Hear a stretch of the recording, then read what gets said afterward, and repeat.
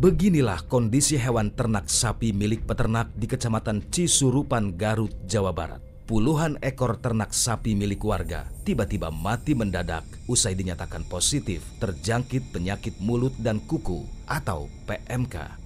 Sebelum mati, wabah PMK memang menyerang hewan-hewan ternak yang tersebar di kecamatan ini.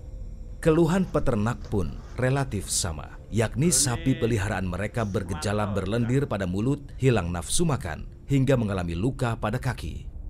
Pemerintah daerah Garut yang awalnya sudah menurunkan status kejadian luar biasa wabah PMK menjadi siaga, kini harus kembali menaikkan status wabah PMK menjadi kejadian luar biasa. Hal itu karena angka kematian hewan ternak per hari mencapai 50 ekor lebih dengan sebaran di belasan kecamatan. Sebelumnya, 2 pekan terakhir hampir 1.300 lebih hewan ternak dinyatakan sembuh dari wabah PMK.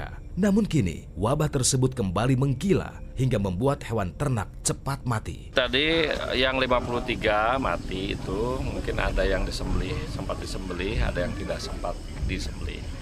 Ini tentu ini cukup banyak dan kami akan melakukan verifikasi karena yang tidak sempat disembelih itu akan mendapatkan dana kerahiman sebesar 5 juta. Penutupan akses jalan kampung Mangunsari ini dilakukan puluhan peternak yang tergabung dalam kelompok tani Mekarsari di Kelurahan Mangunsari, Kecamatan Gunung Pati, Semarang. Untuk saat ini, sapi yang tertular PMK masih dalam pengawasan Dinas Peternakan untuk proses penyembuhan. Tim Fakta mencoba menelusuri salah satu pasar hewan kembali yang masih berada di wilayah Kabupaten Boyolali. Di sebelah kanan ini juga merupakan wilayah dari Pasar Ampel. Cuman tadi menurut keterangan warga, ini biasanya digunakan untuk jual beli hewan ternak berupa sapi. Nah, di sini tertulis jelas dalam rangka penanggulangan dan pengendalian penyakit mulut dan kuku atau PMK. Diinformasikan seluruh pasar hewan di Kabupaten Boyolali ditutup mulai tanggal 27 Mei sampai 4 Juli 2022.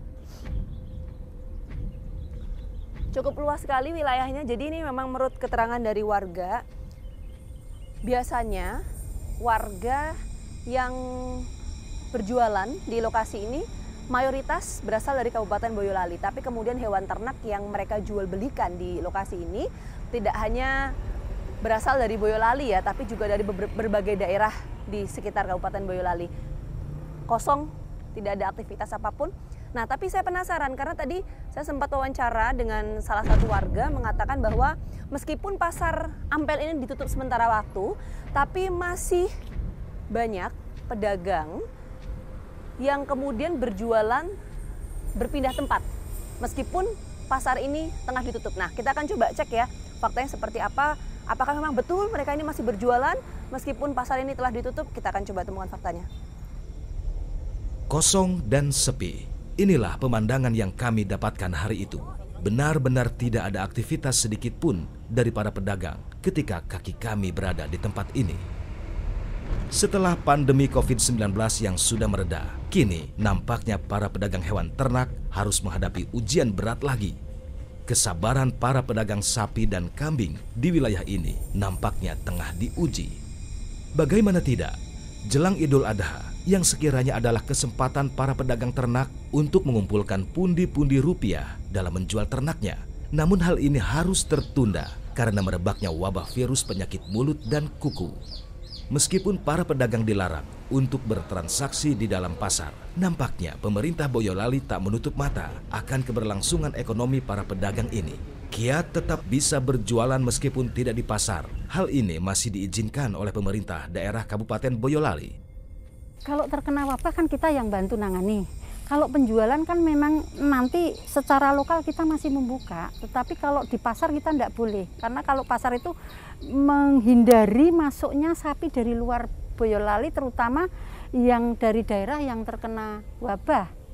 Seperti itu. Tetapi kalau di sini saya yakin para pedagang itu sudah alih-alih sudah punya channel-channel atau langganan-langganan pengambil atau pembeli gitu sudah ada.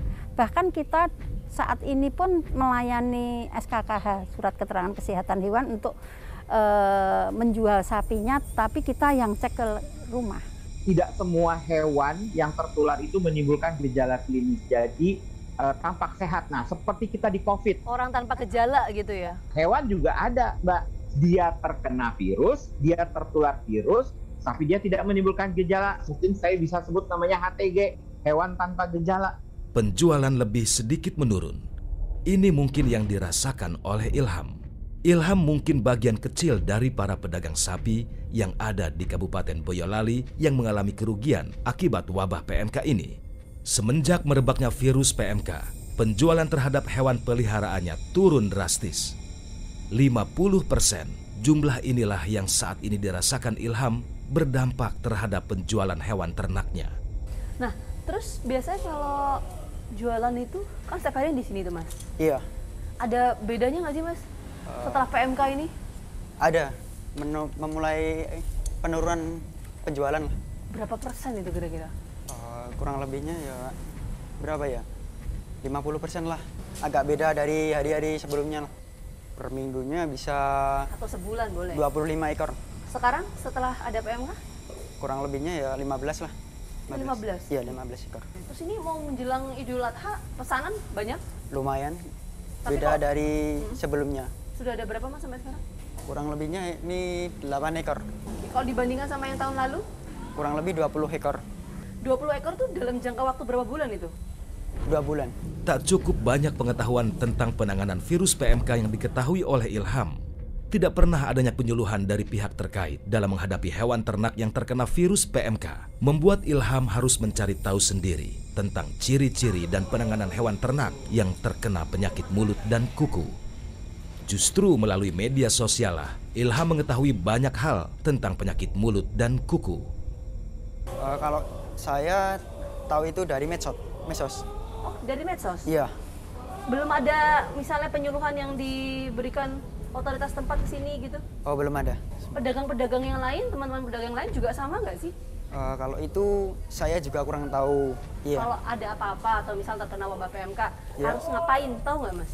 Itu dipanggilin dokter khusus peternak itu, khusus dokter hewan.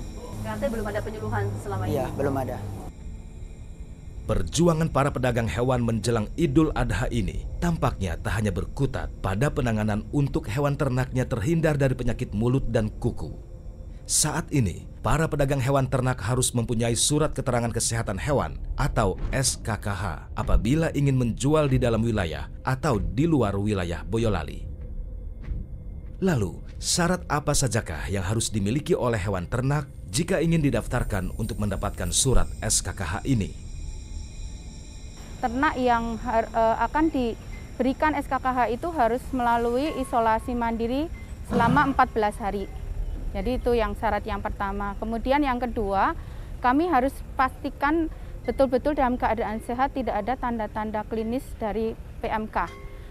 Jadi harus diperiksa oleh dokter hewan berwenang di Kabupaten Boyolali untuk selanjutnya mendapatkan surat keterangan kesehatan hewan setelah itu.